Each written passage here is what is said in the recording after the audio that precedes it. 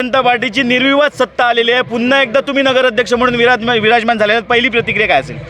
हे सर्व श्रेय मी माझ्या भारतीय जनता पार्टीच्या सर्व कार्यकर्त्यांना, सर्व उमेदवारांना आणि भारतीय जनता पार्टीचे सर्व ज्येष्ठ आमचे नेते ज्यांनी हे सगळं नियोजन केलं आणि भारतीय जनता पार्टीच्या उमेदवारांच्या पूर्ण ताकदीनिशी पाठीशी राहिले, त्यामुळे हे सर्व श्रेय मी भारतीय जनता पार्टीनं आणि वेंगुर्ल्याच्या सर्व नागरिकांना देत आहे।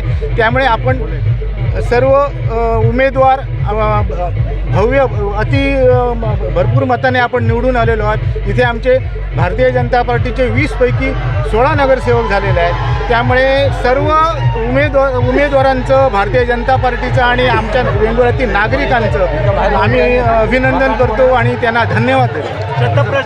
ठीक आहे।